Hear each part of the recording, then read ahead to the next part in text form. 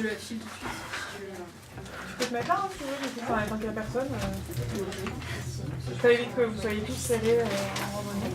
C'est ça que je dis? Non, on est arrivé il y a 15 minutes, on s'est installé tranquillement. Dis-toi qu'on est comme ça, là on est détendu. Désolée, c'est un peu. Tu peux me dire quand il est 45 du coup? 45 secondes? Ouais, quand il reste 15 secondes. On voit tout ça. On est bon? Ouais. Ludivine, tu t'es pris un mot? On va pas tarder. On monte le micro? Ouais, c'est bien.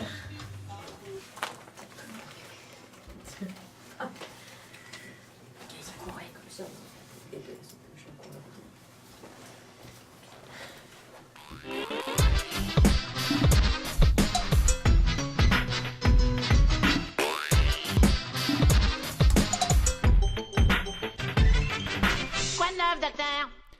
Bonjour à tous.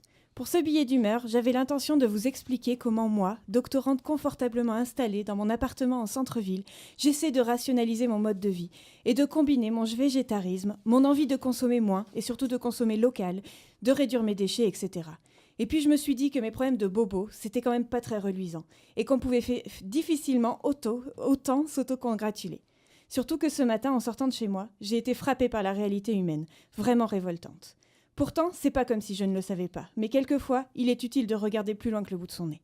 J'ai eu envie de pousser un coup de gueule, qui ne va pas marquer les esprits par son originalité, mais comme on dit, à force de rabâcher.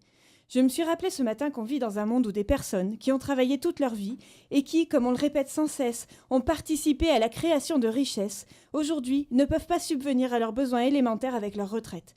Elles sont, à un âge avancé, obligées de fouiller les poubelles dans l'indifférence générale.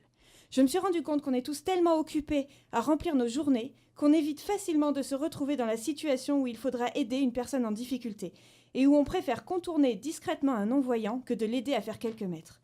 Dans notre société, certains imaginent que donner 3 000 € de gratification de stage à un fils de député n'a rien de choquant et que si on veut être propriétaire lorsque l'on est ouvrier, on peut faire des heures supplémentaires. Travailler plus pour gagner plus, surtout quand le travail est pénible et douloureux. Dans notre pays, l'élite nous serine de leçons de vie. Il faut chercher l'émancipation dans le travail, devenir propriétaire, épargner pour capitaliser. Mais soyons honnêtes un instant. Une personne qui s'épuise au travail pour gagner un SMIC et pour finir ses fins de mois en creusant toujours plus son découvert ne doit certainement pas avoir l'impression de s'émanciper. À mon avis, elle a plutôt la sensation d'émanciper les autres. Dans notre monde, on réfléchit, on débat, on se déchire pour savoir si on peut partager un peu de notre espace, un peu de notre confort pour accueillir des gens qui se font tuer, massacrer, violenter, torturer dans leur pays. Et on trouve ça normal. On a poussé tellement loin la logique du chacun ses problèmes qu'on préfère faire l'autruche et se plaindre de nos problèmes quotidiens. Je ne veux pas donner de leçons parce que je n'échappe pas à la règle. Qu'est-ce que je fais, moi?